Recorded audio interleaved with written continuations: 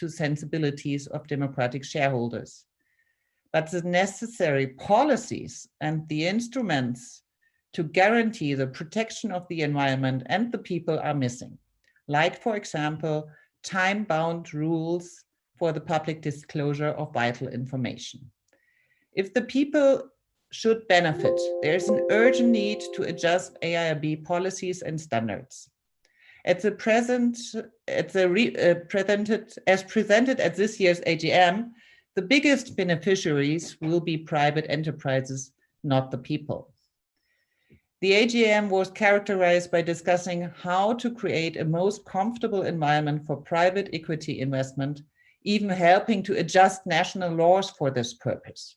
This contradicts with the core element of each and every EIA and ESF, so environmental impact assessment. To rewrite, for example, environmental protection laws to assist private equity in their investment would contradict also all SDGs. In addition, if the bank wants to fully rely on the client to conduct a meaningful environmental impact assessment, this needs much stronger standards. In most monitored cases, the lack of meaningful information disclosure and communication with the affected residents was the main problem. And finally, point 3, this bank needs a clear Paris alignment through a climate protection strategy, as well as water and energy strategy based on sustainability. Approved and proposed energy and transport projects account for more than half of the bank's portfolio. There's a trend towards riskier projects. In the first 3 years, there were 42% of category B, meaning less riskier projects. In the past 2 years, we have seen a rise of standalone category A projects, high-risk projects. During COVID-19 limited capacity to act, 2020 saw the approval of 2 high-risk projects and the increasing of greenfield projects for hydropower projects in Pakistan, Nepal, or Georgia. Nora. In addition, the AIIB, I close very quickly. In addition, the AIIB is the 4th biggest investor among 15 screened development banks, investing into so-called COVID-related funding. And among these projects, there are also projects to support private finance sector. So all this means to protect the environment and the people now, after 5 years, just before approving the corporate strategy and a review of the ESF, we all, especially the democratically elected governments, need to push jointly and powerful for much more transparency, due diligence, and sustainability. I leave it there.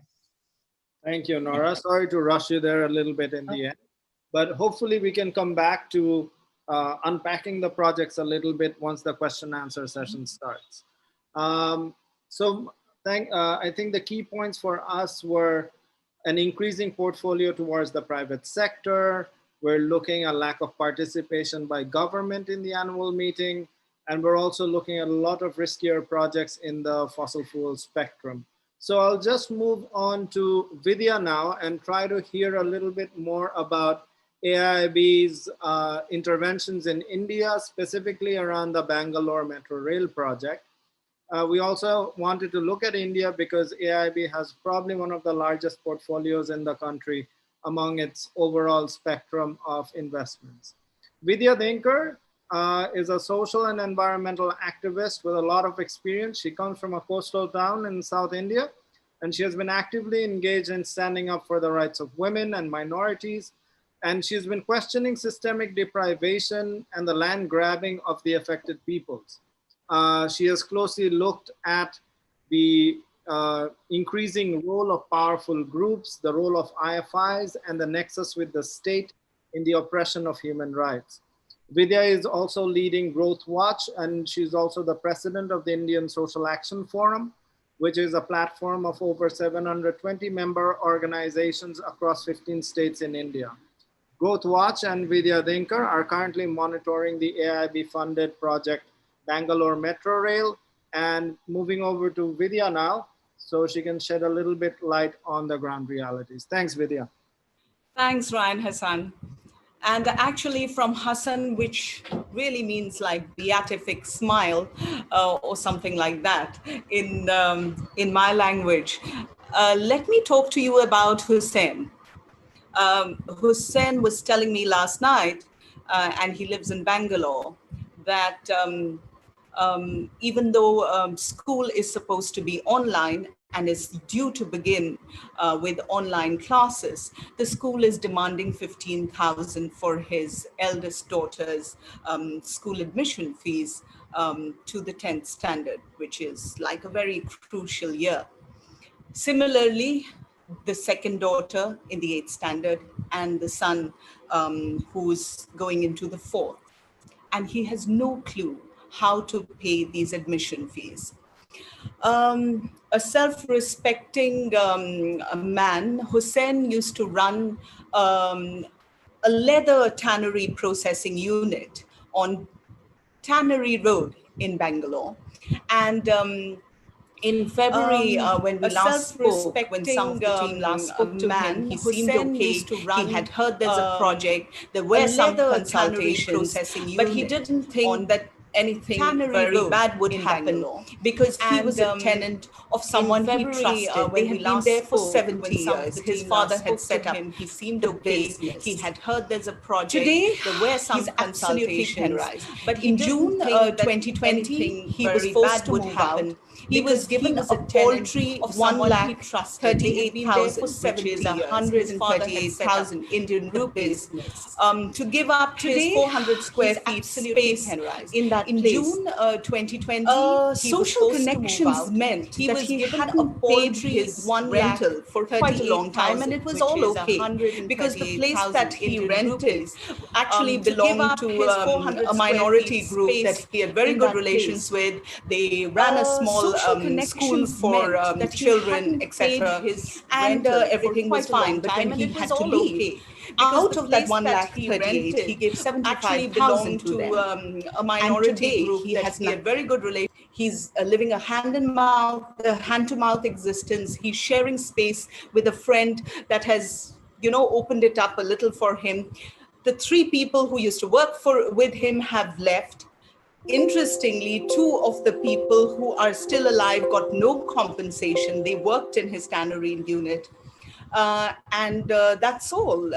He doesn't know where they've gone. He knows that he couldn't help them more. So let me just share a formal presentation. But my screen sharing has been disabled. Jen, would you please allow me to screen share? Still not possible. I'm going to talk to you about the Bangalore Metro Rail project. That is, of course, yeah. Jen, are we? No, I cannot screen share even now. And Ryan, I'm going to take more time, definitely. It's all right. It's all right. Go ahead. No, this is not working. How do I do this? Jen? Yes, wait. Just a second, guys. Okay. So I'd like to put in a disclaimer. Our group had actually wanted to do good field work along the entire stretch of the Bangalore Metro Rail project, which is financed by AIIB and EIB. We began, and then there was the lockdown for COVID-19 purposes, or rather to stem COVID-19. And so we haven't. I'll try again. No. Jen, should I just try and email you what I have? Maybe that's a better idea.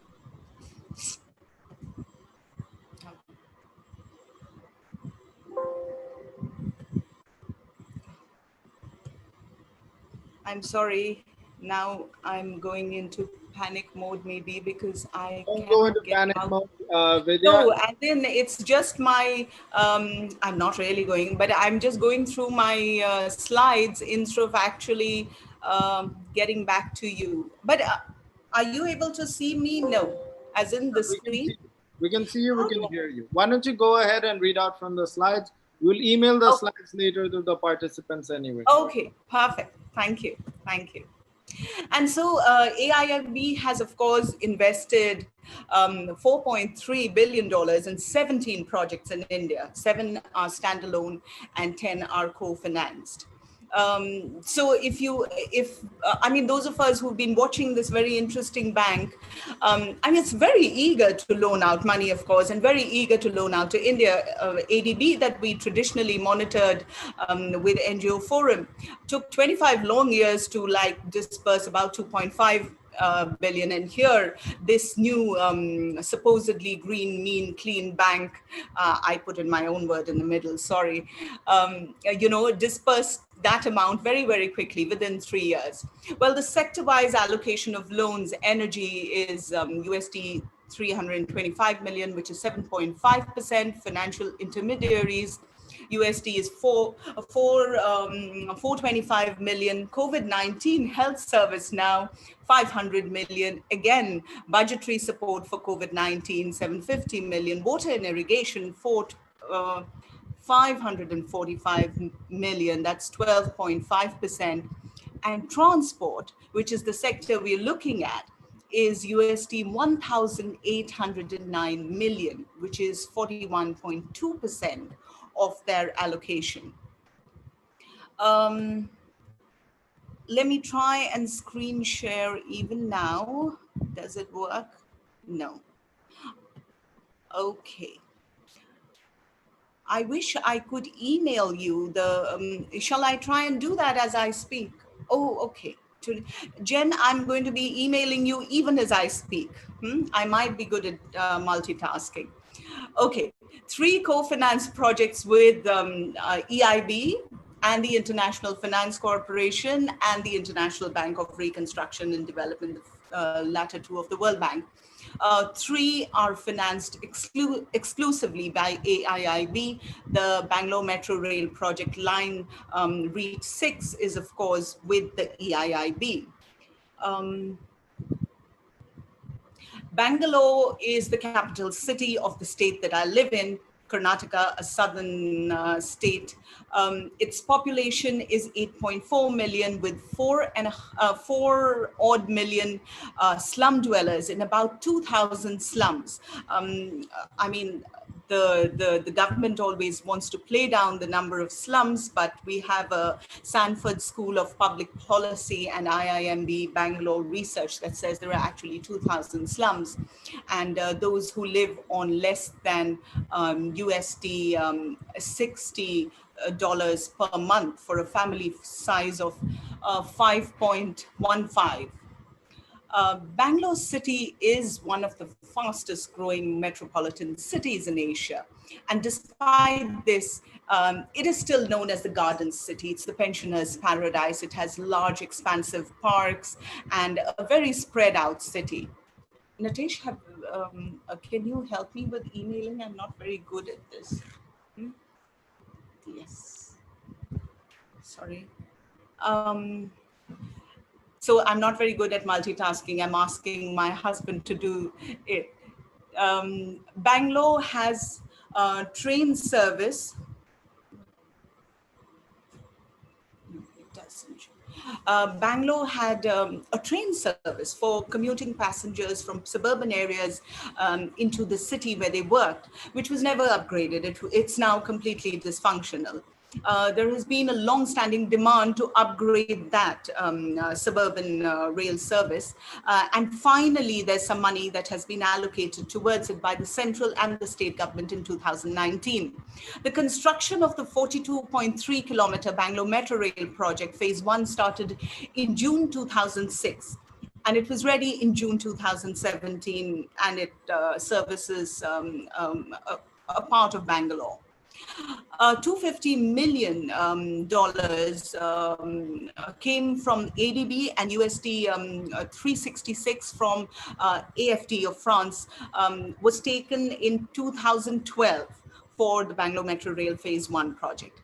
Meanwhile, the government of Karnataka proposed a 72 odd kilometer long phase 2 of Bangalore Metro, and the Union Cabinet approved it in January 2014. In January 2017, EIB agreed to finance it, and in the very same month, AIIB stepped in and said, we will too. I'll show you the, Jen, have you received the email? Share. Yeah, you can try and sharing it now, please. No. Okay. So I can go. It's a category. It's an ESF category A high risk project with land acquisition for 144 acres and 33 hectares from BMRCL. 22 hectares will come from private owners and 3 hectares from public entities. Financiers, of course, AIIB 19%, EIB 33%, the Government of India 14%, and the Government of Karnataka 34%. I'm going to try if I can screen share once more. No. Vidya, just for the sake of time, I'll give you 2 more minutes to wrap up. Okay, that's not very, okay. So the project document states that the project will improve the livelihoods of the socially disadvantaged populations in Bangalore. And yet a lot of private owners have been displaced, properties taken away. In June 2020, during the lockdown and just post the stringent lockdown, we've had 101 families being shifted from Lakkasandra to a temporary location 15 kilometers away. So remember, during the lockdown, they were completely, bereft of any kind of support system except what private entities or NGOs gave them. And now when they think that they can begin working and earning again, they are shifted out 15 kilometers away, even if temporarily. And where are they going to work? What are they going to earn? How will they rebuild their lives after the lockdown? There are, according to the EIA report of August 2017, 838 households are directly impacted. There are 153 tenants, of which you heard one story of Hussein Bilal, and there are many such others, some of whom we could not find in the little time that we began on the field before the lockdown. 17 residential families and 136 commercial families will be affected by the project. And depending, going by the average household size of the city, it's about 4,000 people that will be directly impacted by displacement of this project. So in June, as I said, more than 100 such households. Local people told us 120 households have actually got to have alternate housing, but actually it was, BMRCL said 101. The environmental and social data sheet of 2019 for the project states that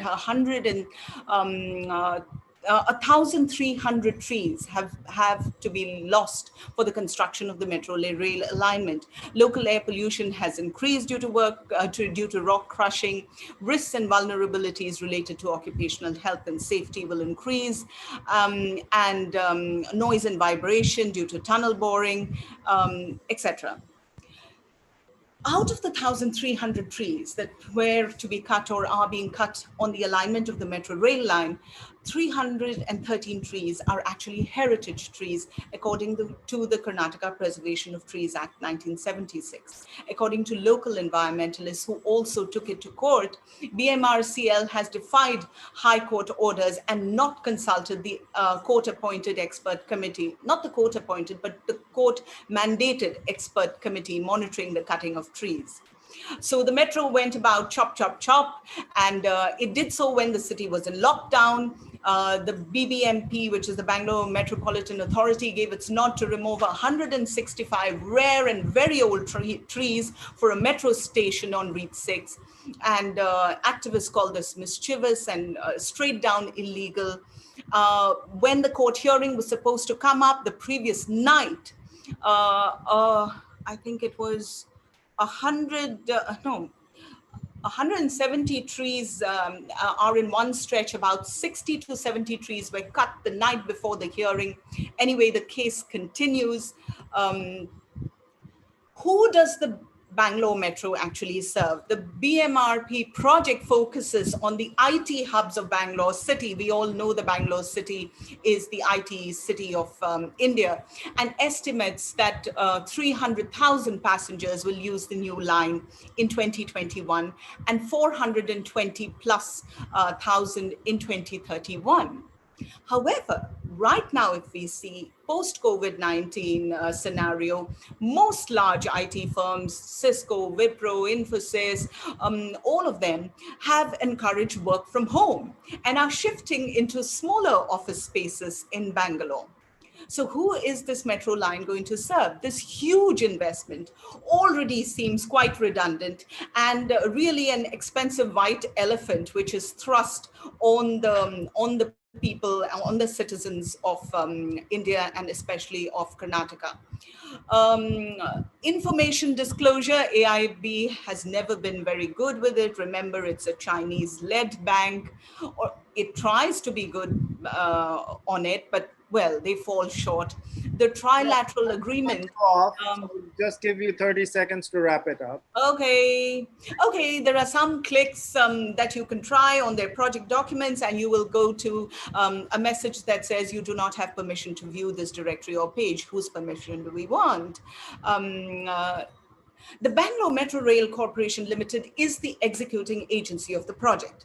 BMRCL is also the engineering consultant, the operation and maintenance contractor, and BMRCL is also the environment social impact assessment consultant. So basically, in Indian mythology, you have Durga, a Devi with 10 arms, which is what Bangalore Metro is trying to do, but maybe it is Ravan, the demon with 10 heads, and which will always give itself a clean chit. I'll say thank you right there. Thanks, Vidya. Sorry. I think our participants were also struggling without the slides. We apologize for that. Hopefully we can email that to everyone after the meeting. But the points you made are absolutely valid. I mean, we have displacement compounded by the pandemic, and 70 years people have been living there with no places to go. And this is just absolutely shocking. And our only demand is a review and a revisitation of the project right now. Absolutely. In a post-pandemic reality, there has to be a full environmental social impact assessment which needs to be done.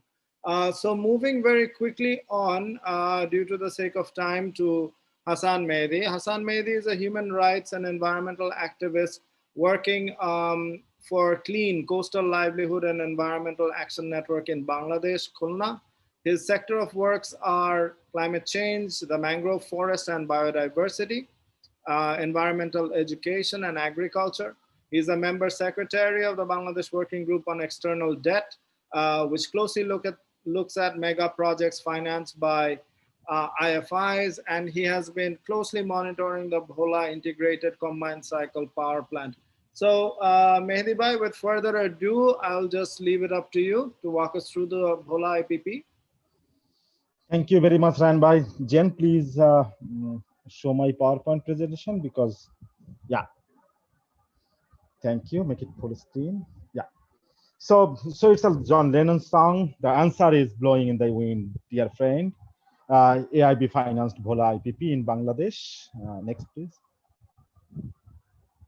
So like the coastal zone of Bangladesh, just now, the lower parts of Bhola is currently experiencing the serious tidal surge and thousands of villagers underwater. Now it's the scenario you're seeing. It's the Burhanuddin area of Bhola where the power plant is situated. So where is the area? You can see that. Next slides. Yeah. Here is the Bhola. You can see Bangladesh map on the right, left, and the Bhola is a little bit zoom in, and you can see it's the Bay of Bengal, mouth of Meghna River. It's a little bit far on the middle from Khulna on the left side, and on the Chittagong on the right side. And next, you can see the zoom in again. Yeah, here is the Bhola power plant. On the left side, it's Tetulia River, and on the right side, it's Shahbazpur River. There are two big rivers, it's mighty rivers, and also the Hilsa, national fish of Bangladesh, the Hilsa sanctuary here. Yeah, next. So here is the Bhola power plant. It's the Dehular Khal. It's a canal just beside it, and this power plant grabbed some parts of that canal also. Next, please.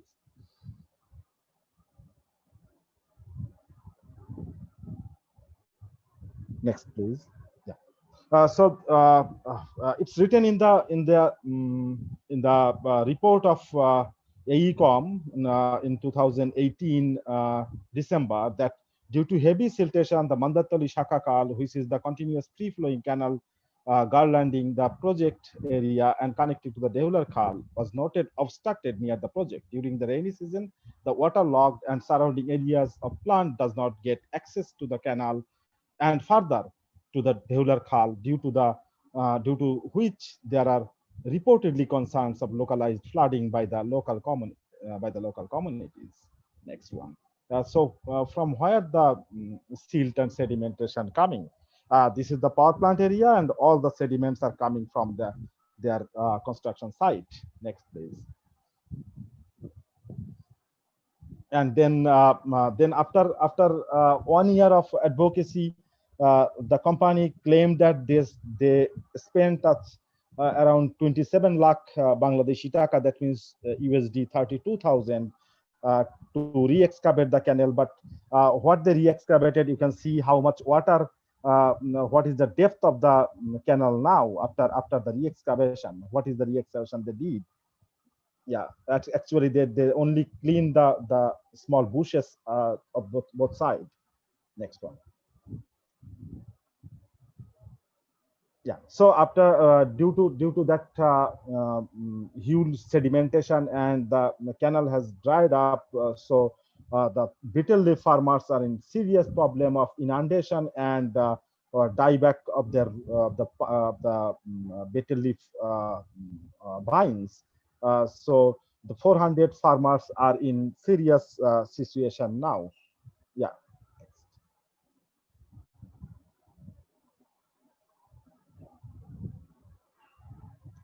So after our first intervention, and when they start saying that, when they said that we are going to re-excavate the canal, they on the one side they allocated some money for re-excavating the canal. On the other side, they put 3 pipes from their from the labor site, bathroom of the labor site, and they are putting all the wastage through that pipe. And in the morning, when the people wake up and somebody says good morning to them, with some human wastage coming from this pipe to their canal, and all the people are living beside the canal. That is what happening here. Yeah. So they took around total 35 acres of land from the people, and they said that this lands are taken through willing buyer, willing seller method. But that clearly violated the Acquisition and Requisition of Private Property Act of Bangladesh. Initially, they paid around 20,000 per decimal. That means 100 decimal equal to 1 acre. But according to the law, they had to pay 3 times more than the market price. So we had to fight around 2 years to confirm that the people are getting money as per Bangladesh law. That means 3 times more than the market price. So according to the law, the people are entitled to get 60,000 Bangladeshi taka per decimal, but they paid 20,000 only and took the land. Next.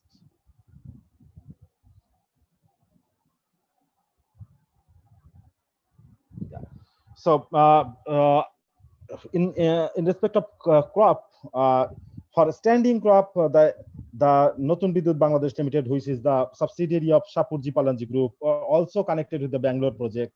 They said that landowners, they paid the landowners as a rate of Bangladeshi taka 39.90 per kilogram of almond rice, while only 35 rupee Bangladeshi taka for Aus rice, almost 30% less than the market price. Even if NBBL, or Notun Bidut Bangladesh Limited, which is the project proponent, if their staffs get that in that rate, they will be much happy to get it. And sometimes maybe I asked one time that if you give me, I can give you that money if you give me 1 kilogram of rice with that price. Next one. Yeah. So they took the river side, that is canal side, and the Shefali Rani doesn't have any right to graze their her goats there now. So around more than 100 families, they have their goats and cows as their livelihoods, and they don't have any access to that land now.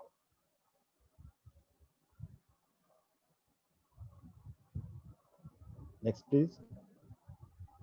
And the same to these cows also. No. Next, please. Yeah. So this is a house of Rajiv Datta, who used to live beside the power plant, and now they made a fence totally through this electrical pillar, you can see, and they made a new wall there, and now Rajiv Datta has no access to the road, and it's directly written in AECOM, their own review report also, but they didn't take any action. Yeah, so 2 laborers has died in an accident in the power plant, but no compensation paid till now by the project proponent. After COVID-19, they declared vacation only on the next day when the government declared vacation and government declared lockdown. So around 150 of the laborers stuck in the adjacent village, which is called Dakshin Kutuba, and they couldn't reach their home in last after the lockdown. At least 3 months they had to start there. And from NGO ON ADB, and we tried to support them by some of the food support. No support for the affected communities during COVID-19. Next. And here you can see the basic information. It's called Bhola Integrated Power Plant, or Bhola IPP. 220 megawatt. Natural gas and high-speed diesel is the fuel, approved by AIB on 9 February 2019. Total land acquisition 35.29 acres, 12.89 acres from BPDB, Bangladesh Power Development Board, 17.43 acres from the local people, 0.33 acres from Bangladesh Inland Water Transport Authority, and 4.64 acres for gas pipeline. According to AIB, it's category B project, but according to the Bangladesh law, it's a red, means highest category, highest risk category. Mehdi bhai, I'll give you 2 more minutes to wrap up. Yeah, thank you. Executing is the Notun Bidut Bangladesh Limited, which is a subsidiary of Shapurji Palanji Group of India. And the construction period is 20 months. That means April 28 to December 29, but still it's under construction. So it already crossed its time, which means if government want to, according to the government law, it's already crossed the time. Production lifetime is 3 years, and financed by Asian Infrastructure Investment Bank, AIB, 60 million, Islamic Development Bank, 60 million, and Infrastructure Development Company Limited, which is ITCOL of Bangladesh, with 60 million. Yeah. Next, please. And thank you very much. Total Bangladesh, it's 9 projects since 2016, 5 projects in energy, 2 projects in water sector, 1 project in transport, and 1 for COVID-19 emergency recovery. This is the total 9 projects in Bangladesh. Thank you very much. If you have question, I am ready to reply this. Thank you. Thank you, Mehdi Bhai, for that very vivid presentation. And we can clearly see that through the pictures, construction, wastage, the land acquisition issue, the underpricing, there are some very complex problems with the Bhola IPP. So looking at those 2 stories and listening to Nora's input in the beginning over the overall grand scheme of things where AIIB has not been very inclusive, now I think we can take on a few questions. I would request the panelists to be prepared. We already have a few questions. I will read out the first one from Mr. Ping Peria, Philippines. Have you looked at how the AIIB looks at its impact on biodiversity in its projects, considering the Convention on Biological Diversity has called on the mainstreaming of biodiversity concerns in the infrastructure sector, such that these projects should not impact and hasten the loss of biodiversity? Thank you. So I'll go to you, Nora. I think this is more of a question on the environmental social safeguards policy. Yes, thank you very much for the question. Yes, we naturally also look to the biodiversity impacts, and if it is wished, we can also make available a 20 pages benchmark on including this aspect. So the bank itself declares that they will provide measures to restore biodiversity if it is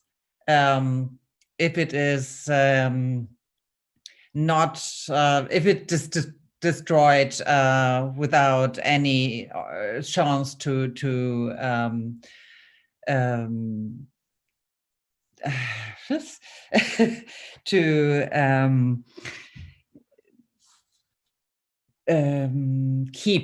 keep the biodiversity.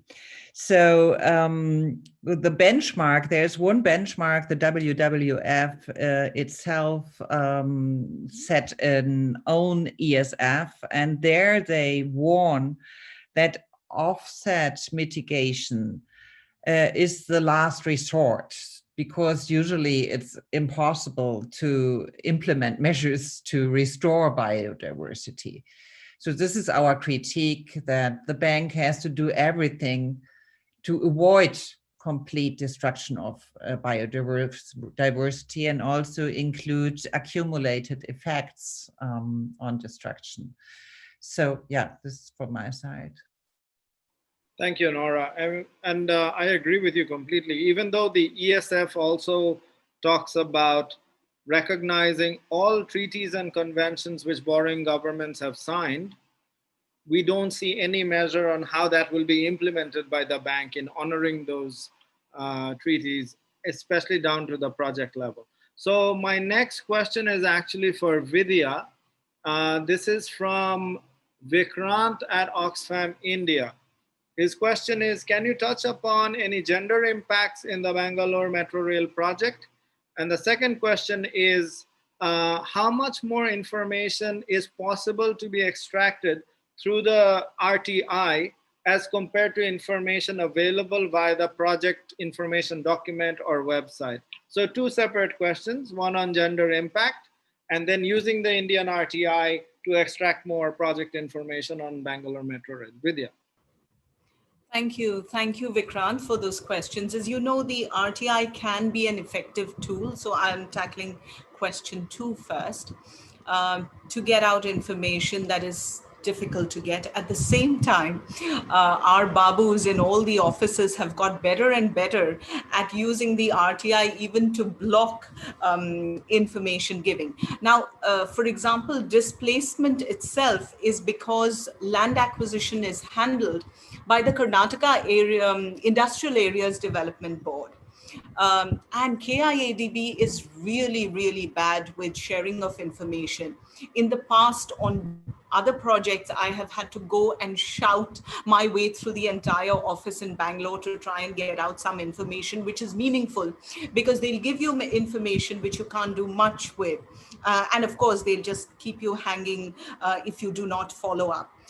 So I would say consistent follow-up might give results, but we have to effectively use it with this project. During the lockdown, we didn't do much.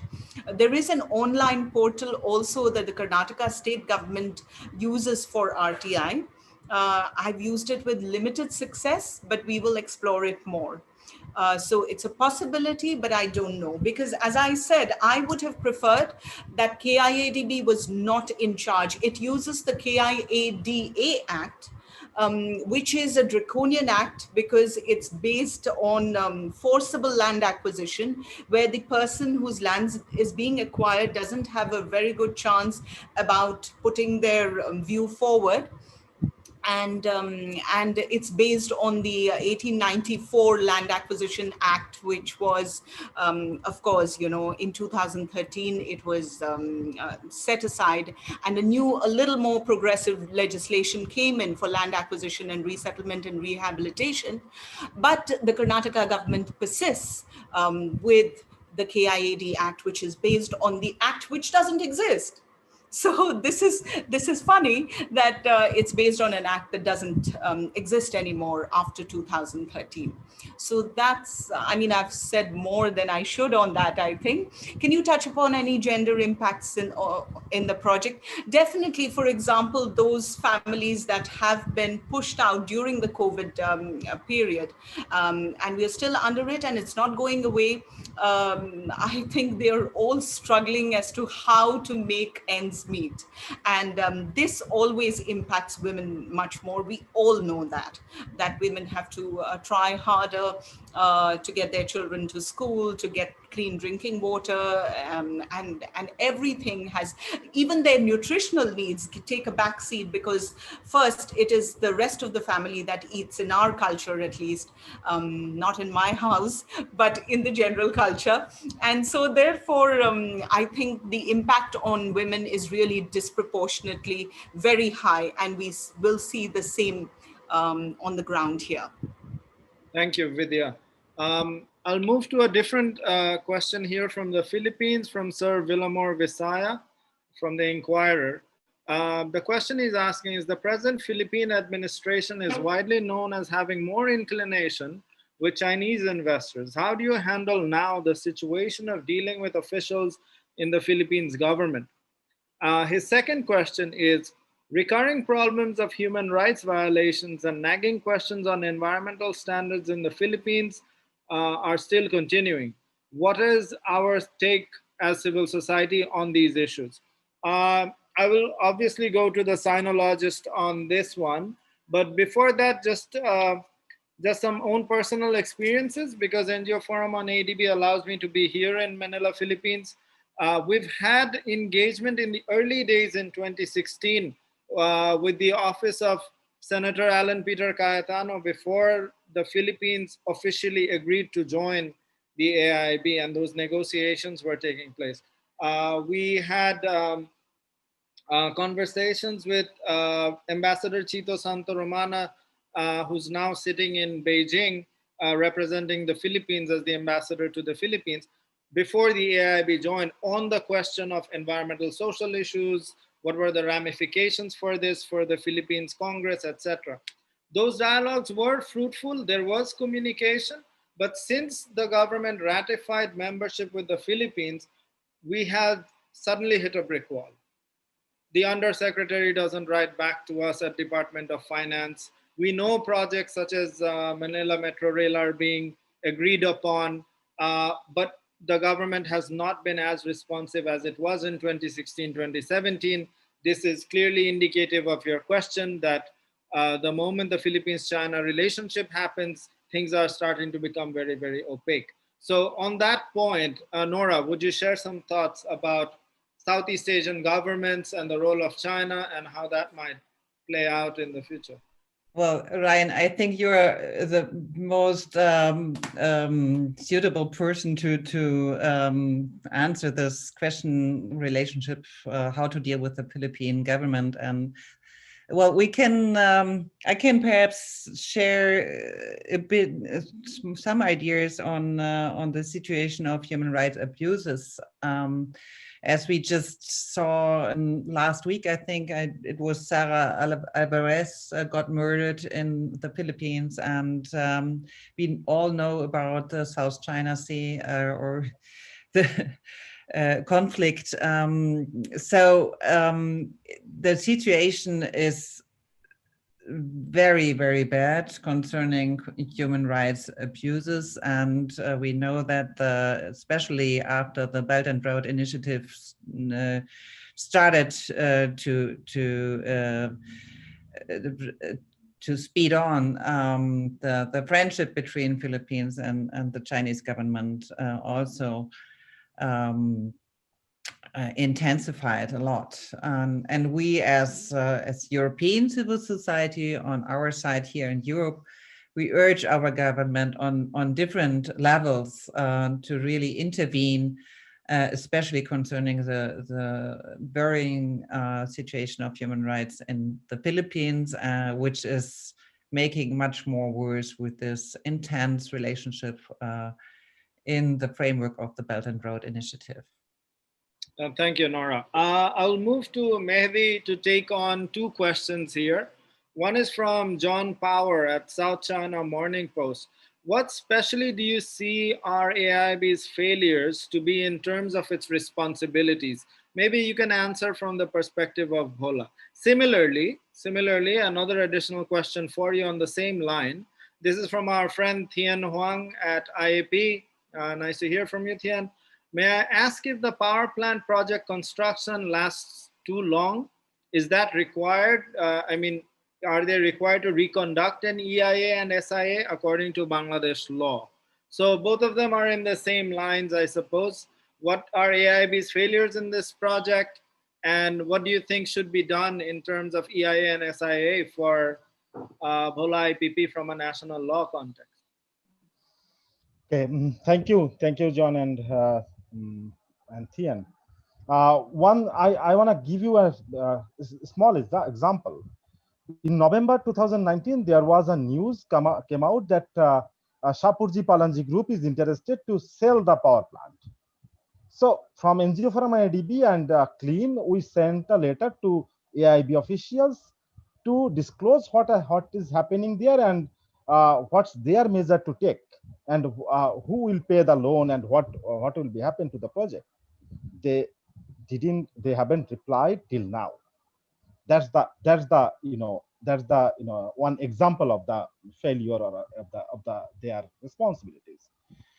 We knocked several times with AIIB about the negative impacts of the project, and we found very little response from them, and there was a very little monitoring on the project.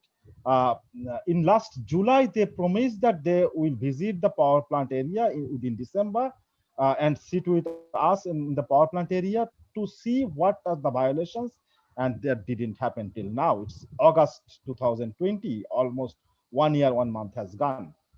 So that is the I am not going to say you more and more points. Just take that as an example. Thank you. And Thien, according to the law of Bangladesh, they don't need to do EIA and SIA again, but they need to send a letter with the cause that why it is late, because that's called force majeure, and they have to do it. And if government allows, then they are allowed to establish the power plant.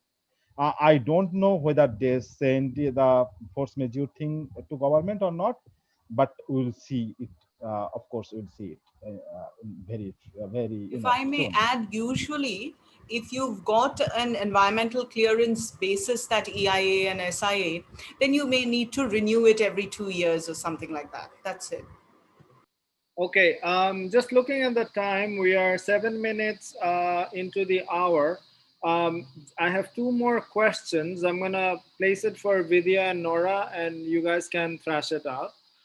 One question is from Jiten, CRA Manipur, old friend, monitoring IFI issues. He's asking the question about co-finance projects and what does that mean and the risks involved, say for a project like Bangalore Metro Rail. Maybe Vidya, you can take that on. Nora, I'll give you the next question so you can ponder about it while Vidya responds. What is the role of local communities when it comes to AIIB projects? Can local movements be organized? And I know it's a question more for somebody like Mehdi, but how do you feel as Urgewald, who's closely working with groups in the South on specific project issues? How do you think communities are going to challenge AIIB projects? And what is the role of government to people dialogue? So Vidya first, and then I'll go to Nora. So usually AIIB becomes even more slippery when they're in a bag where there's another partner.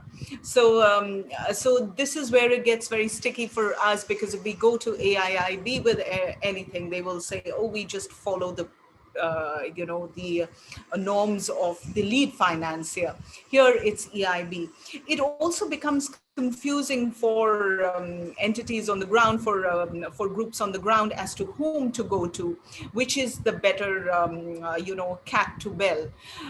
At the same time, both in the Bangalore Metro project, it's clearly the Bangalore Metro Authority that, you know, is the be all and the end all. So it can arrogate to itself anything. It can push any kind of, you know, report and greenwash or whitewash themselves at any point. This is how it's structured, so that whatever BMRCL says is taken as the holy grail by both EIB and AIB, and that is the problem, because we are constantly then trying to say they're not trying to tell you this right thing, and we're constantly into explaining mode while their ears are more keenly with BMRCL. So this obviously is a problem. And as I said, if they're doing everything like the 10-handed goddess that we so revere, then it becomes even more difficult. Thank you, Vidya. The community question, Nora, if you could. Okay. Yes, Ryan, I really thank you for the question, but I really think you guys are much better suited to answer. But let me give you my 5 pans. Well, I would say the role of the community, it's the core. It's the core of every and each project, because if the bank really wants to benefit the people, it has to ask the people. This is the first point. And the second point is the disclosure of information. So there's no other way than to press constantly for this very, very big problem of intransparency, non-transparency, and not getting the right information, or too late, or not in the local languages, so that the people are usually just confronted with the projects and has no way really to fight for their livelihoods. And this is very, very central for each and every infrastructure investment project. If these projects want to benefit the peoples and the governments and the nations, it needs to put the local communities at the core. This is what Urgewald and all our partners, I think this is what really makes our identity and our goal. We all fight for this. So yes, the governments need to establish an intense dialogue with their own local communities, and need to have a very clear position to all these investment pushes coming from the bank and other investors. Thank you, Nora. A lot of questions. People are not getting tired, so that's good. But I've got three questions, Jen, if I'm not mistaken. So I'll go with an interesting one, and maybe Mehdi, you can take a crack at it first, and then we can hear thoughts from Vidya. This is from Debbie Stoddard. Have civil society and communities in South Asia been able to connect with East Asian counterparts who are engaging with AIIB? And if you have any experiences on that. While you guys ponder that, I'll let Mehdi take a crack at that first, then Vidya respond. A second question for you, Nora, and maybe for all three of you. This is from Miriam Azurin. Her question is the discussion on debt trap and the rights trap around Chinese loans. Are these also taking place with ADB and World Bank projects? What makes Chinese loans more damaging vis-a-vis AIIB loans, I suppose? I think that's the question. So you can think about that one, Nora, for a second. Chinese loans, AIIB's loans, the debt trap, and the problem with rights. South Asian civil society engaging with civil society elsewhere in the world, especially East Asia, to take on AIIB engagement. So Mehdi, you can go ahead first. I'll go back to Vidya. Thank you very much. But from the very beginning, we had a good relationship, and we had friendship with the East Asian friends, like in Hong Kong, like in China, like in Philippines, in many countries. So we are working together. That's one thing. But in recent, after COVID, from Bangladesh perspective, I can say that we started another process of making bilateral and multilateral friendship with the civil societies in different countries, including the East Asia. And we already organized one with Indian friends, and we are going to organize another with Chinese, Japanese, and other friends also. So that's the initiative we have taken. Yeah, thank you very much. I guess if you consider that the NGO Forum is based in the Philippines, that's the group that we most learn from about how to engage. And now, of course, we have Nora and her expertise in the area, who's come in from far away. And so I guess we just learn how to engage with difficult banks like AIIB that are so gung-ho on private investment. For example, in India, we have a huge $1 billion loan to the National Investment and Infrastructure Fund, NIIF. And for some of us, it seems like it's all gone into a black hole. You don't know what the priorities of the projects that NIIF are sponsoring are. We know the push is towards private sector in infrastructure projects. And that too, the fear is, are these infrastructures projects sort of largely becoming redundant like the Bangalore Metro, or are they projects that we have pushed back against and stopped through people's movements, and will they get a fillip through AIIB funding? And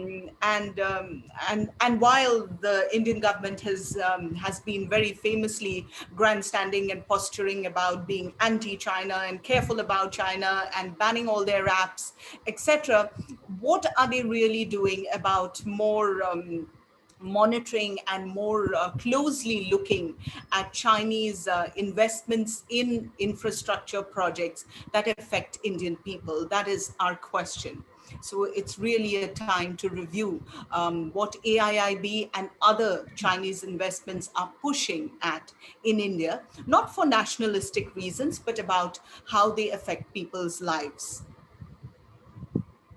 Thank you, Vidya. So Nora, after hearing from Vidya and Mehdi on the coordination and the challenges ahead, on the debt trap and Chinese loans, how do you feel?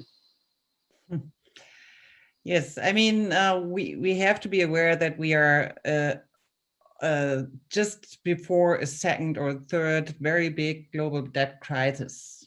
This is the first point. And the second one is we are confronted with the global infrastructure investment initiative called Belt and Road Initiative, which will spread loans and investment all over the world, from South America to Africa to Asia. Second point. And the third one is that I said that in the beginning, China, if we talk about Chinese investments and the AIIB, it's not so much different from everything we know. So there is no debt trap with Chinese characteristics, because there have been debt before. And it's just making it worse. This is one thing. But the second thing is there was the question for the difference between Chinese loans and AIIB loans.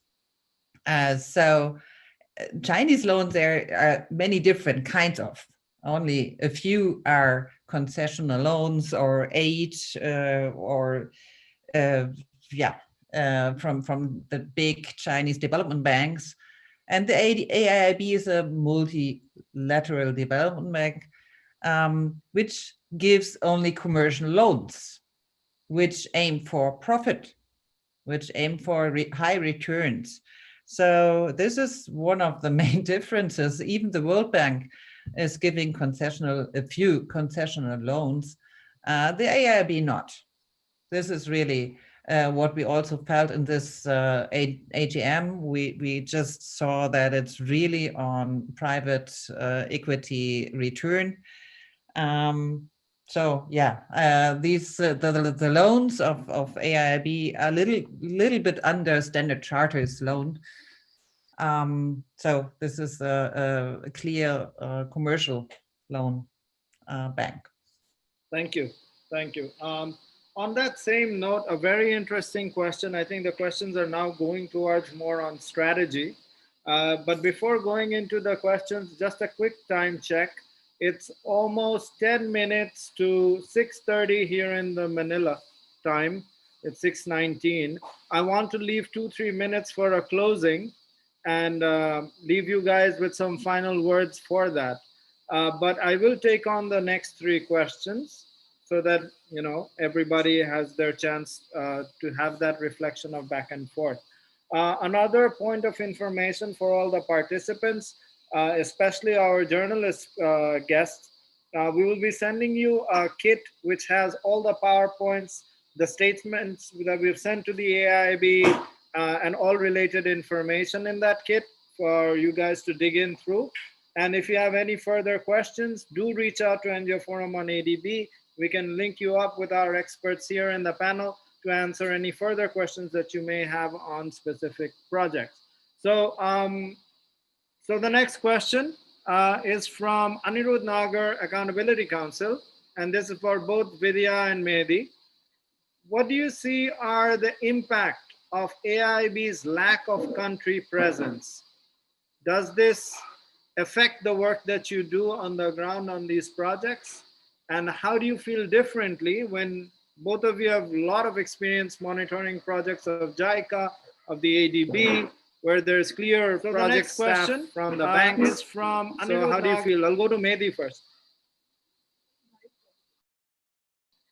What do you see are the impact of AIIB's lack of country presence? Okay. Does this what affect I the felt work is, that you do on the ground on these projects? And how do you feel differently when both of you have a lot of experience monitoring to communicate in respect of bad impacts of the projects? And there are nobody to see immediately what is happening there. In case of an accident where 2 laborers die, very bad that you are putting me first. You can't see any AIB person there after only 1 day or 2 days. Even after 3 months, you can't find any person there that to monitor whether it is a fault of the company or it is a fault of the labor itself, himself. So that's the missing thing in AIIB mechanism. And you think about JICA or even case of an accident, small EIA consultant from different countries, they have a small office. AIB person there, they have 2-3 staff 1 day or 2 days, even after 3 months on the ground very quickly. But that is the big missing. You don't need a big office like ADB or World Bank. You need at least some contact person, 1 or 2 persons in a country to see, to communicate and to discuss, quickly. Yeah, that's it. Big structural gap. Vidya. Yeah, I guess, we come from cultures where we believe in so many myriad gods that we don't see. But it doesn't mean that we're ready for another Chinese god called AIIB. I mean, if they're putting in money and if they're doing projects on the ground that impact people's lives, they must bloody well, sorry about that, be here where they are approachable, where they're answerable, where we can put questions to them and dialogue and discuss and debate. And it's for their own good as it is for ours. That's it. Thank you, Vidya. I think just from a layman's point of view, actually, when you're investing hundreds and hundreds of millions of dollars, would you not want to know how that money is being spent properly? And I think that's a question which is being haunting AIIB as well. And the more resentment is coming from the ground on lack of safeguards delivery, I have a feeling that this thing is just going to escalate further till the bank really responds. And I think there are some bank officials in this call as well. Another question, and this is, I think, maybe touched upon it a little bit, going back to you, it's because of the pandemic and COVID-19, how do you feel projects have responded to laborers and workers who have lost their work because construction has stalled completely? And how do you feel about affected communities? I know in Vidya's presentation that came across, that because of the pandemic, we cannot even go visit the affected communities themselves. How do you think the projects are taking care of the communities within which all these stuff is happening? Thank you for the question. I already covered a little in the my presentation. So after, on the 24th March, Bangladesh declared lockdown. And on the 24th March, NBBL, Notun Bidyut Bangladesh Limited, which is the project proponent, they declared their vacation. So people was to leave the project site on 25th morning, but the country is already locked down. So how could they go to their houses? Like from North Bengal, it's around 400 kilometers far from the project site is 400 kilometers far from their house, because the project proponent subcontracted another farm to supply their land power, their manpower. So these people are from different areas of the country. So that happened to the and around 150. Some of them started walking, and some of them started like taking small, mode of travels like scooter and baby taxi and that type of things. But some of them stuck there, and they had to stay there for 3 months without any salary, without any support, without any compensation, anything. And after that, the community also lost their jobs because no construction work are happening, and no travel, no nothing. So and shops are closed. So, but then we thought that from at least the point of view of humanity, at least humanity at push from the corporate social responsibility, they should have support that people, but they didn't. Nothing they did.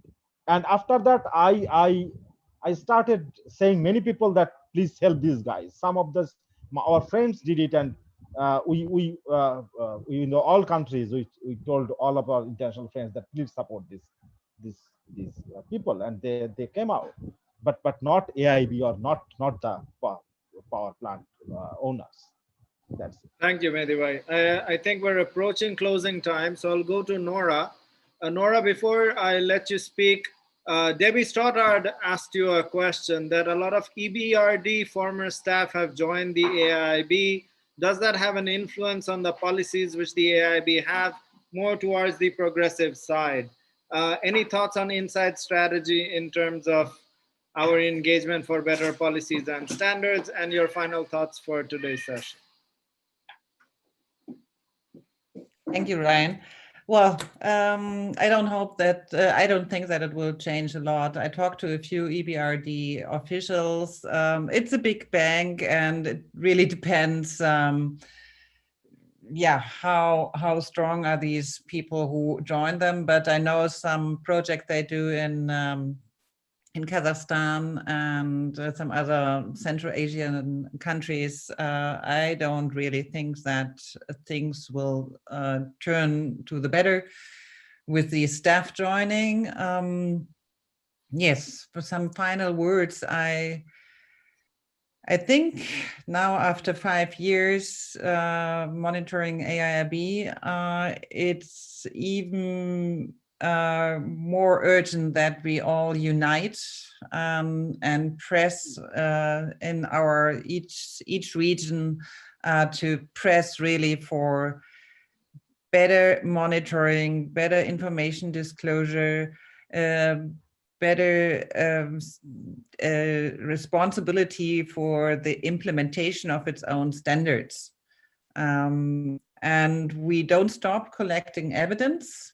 And I'm so grateful to have all you there and all the other partners we have. So we keep on collecting evidence to have really solid facts in our hands to prove it's only words we hear on the AGM, and it's not really best practice what we see here. Thank you, Nora. Thank you. Any final words, Vidya?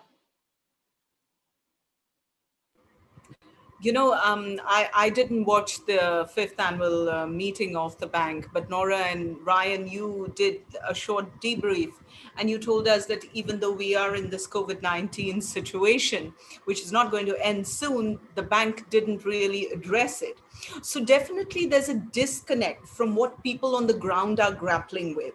And if the bank wants to stay the course that it professes to want to stay to, whether it's on climate goals, whether it's on everything else, it needs to listen a lot more and process and change a lot more to be a bank of the future. Thank you, Vidya. Medivai, any final thoughts? First thing is the bank officials should not say that I can't, I may not listen to you again and again, same objections. That's not the duty of the bank officials, because they invested that. So so if there is any bank official, you can relate with Ryan and me, and you can contact me when it was happened and why. Okay. Second thing is we made a clean and NGO FORUM and ADB made a video on Bhola IPP. It's available on YouTube. You can see that, and then you can understand more about the things. It's for the attendees who are there, who are with us. Thank you very much for participating with us, and thank you very much for being with us.